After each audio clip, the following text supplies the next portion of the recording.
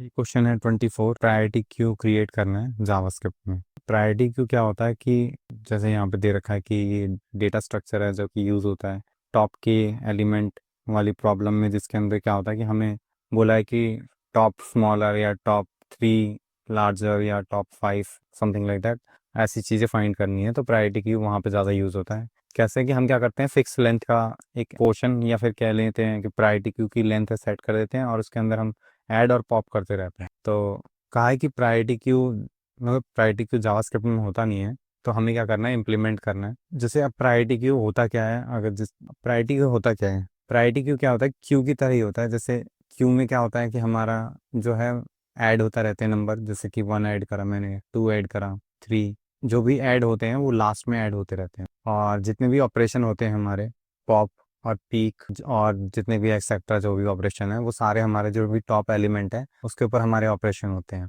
जो priority queue होता है उसमें क्या होता है, जैसे हमने कुछ भी ऐड करा, तो जैसे मान लेते हैं हमने एक एलिमेंट ऐड करा -1, तो वो क्या होता है, इंटरनली सॉर्ट होते हैं। तो अगर मैंने प्रायोरिटी क्यू को सॉर्टिंग एल्गोरिदम दे रखी है कोई सी भी, मतलब जैसे कि मैंने असेंडिंग ऑर्डर सॉर्टिंग में दे रखा है, तो यहाँ पे क्या होगा, -1 टॉप पे आ जाएगा, फिर 1, फिर 2 और फिर 3।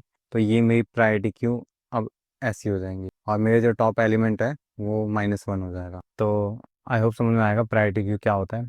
अब एक और चीज़ डिस्कस कर लेते हैं। तो ये चीज़ पता होगी आई होप कि जैसे जब भी कोई सॉर्टिंग एल्गोरिदम होता है, जैसे हम डॉट सॉर्ट करते हैं, तो उसमें हम कॉल बैक फंक्शन पास करते हैं ए और बी, और ज़्यादातर हम ऐसे लिख देते हैं कि a-b।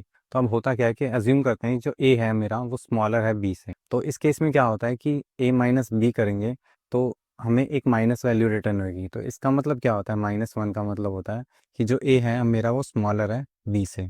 और जब ज़ीरो रिटर्न होता है, जब a-b करेंगे और उसमें ज़ीरो वैल्यू आती है, तो इसका मतलब होता है कि जो दोनों वैल्यू हैं वो सेम है, a और b दोनों इक्वल है। और अगर पॉजिटिव वैल्यू आती है कि a-b करने पे =1 आ रहा है, तो इसका मतलब क्या है कि जो मेरा a है वो ग्रेटर देन है b से। तो इस केस में क्या होता है कि वो स्वैप कर देता है, तो यानी a पहले आ जाएगा फिर b बाद में आएगा, अगर हमारी कोई एरे हुआ और उस पर हमने सॉर्ट लगा रखा। इसी का हम यूज़ करेंगे। हम क्या करेंगे, एक प्रायोरिटी क्यू बना, एक एरे बना लेंगे। एरे में हम क्या करेंगे, एलिमेंट जो भी है, जैसे हमारा एक स्टेट है, मान लेते हैं कि हमारे एलिमेंट ऐसे हैं 2 3 1 2 5 6। अब हमने जो ऐड करा है वो हमने 4 एज्यूम करते हैं, 4 पुश किया हमने ऐड करने के लिए, और ये मेरा एक स्टेट है, मतलब हम एल्गोरिदम के एक स्टेट में है, किसी स्टेट में जिसमें पहले से पहले से ही सॉर्ट हो रखे हैं। हमने क्या है, ऐड करा है 4। एक इंडेक्स बना लेंगे जिसको 0 पे सेट करेंगे और हम एक लूप रन करेंगे एंड तक जितना साइज़ है, और हम चेक करेंगे कि ये 4 की जो है एक्चुअल पोजीशन कहाँ पे आएगी। तो जो 4 है वो ग्रेटर है 1 से, तो इंडेक्स हम मूव करा देंगे, तो इंडेक्स मेरा 2 पे आ जाएगा। फिर 4 है मेरा ग्रेटर है 2 से, तो फिर हम फिर से इंडेक्स मूव करा देंगे। तो अब 4 क्या है, लेस है, तो फिर हम क्या करेंगे, जो एरे है उसको मॉडिफाई कर देंगे। उसके अंदर हम क्या करेंगे, जो इंडेक्स है उस पोजीशन पे 4 को ऐड कर देंगे, और ये हमारा प्रायोरिटी क्यू बन जाएगा। अब क्या होगा, हम जो भी ऑपरेशन है वो हम टॉप पे कर रहे हैं, तो सेम वही रहेंगे, पॉप पीक जो भी ऑपरेशन है। अब इसको कोड से कैसे करेंगे, तो हम क्या करेंगे, एक एरे डिक्लेयर कर लेंगे, दिस डॉट एरे। अब जब हमें साइज मेथड कॉल होएगा तो हम क्या करेंगे, रिटर्न कर देंगे this dot array dot length, तो एरे की लेंथ चली जाएगी। पीक कर रहे हैं तो हम क्या करेंगे, रिटर्न कर देंगे this dot array of 0 index. तो हम टॉप एलिमेंट ले रहे हैं, तो अब यहाँ पे क्या होगा, अगर 0 एलिमेंट पे कुछ भी नहीं है, एरे एम्प्टी है, तो अनडिफाइंड चला जाएगा, क्योंकि अगर रेंज से बाहर होता है जो इसकी लेंथ से, तो अनडिफाइंड चला जाता है। ऐड में क्या है कि हम क्या कर रहे थे, ऐड में एक इंडेक्स ले रहे थे जो 0 से शुरू होगा, और एक कंडीशन थी हमारी कि जब तक दिस डॉट कंपेयर, कंपेयर में हम क्या करेंगे, पास कर देंगे, इस एलिमेंट को ए मानते हैं, और जो भी मेरा वैल्यू है इंडेक्स पे वो बी है, तो हम ए और बी पास कर रहे हैं, और बी हमारा क्या है, this dot array of index. और इसकी वैल्यू क्या आएगी, अगर ये वैल्यू ए और बी की हमने जैसे डिस्कस किया, अगर वो पॉजिटिव आती है, तो इसका मतलब क्या है कि जो एलिमेंट है ए वो हमारा ग्रेटर है बी से।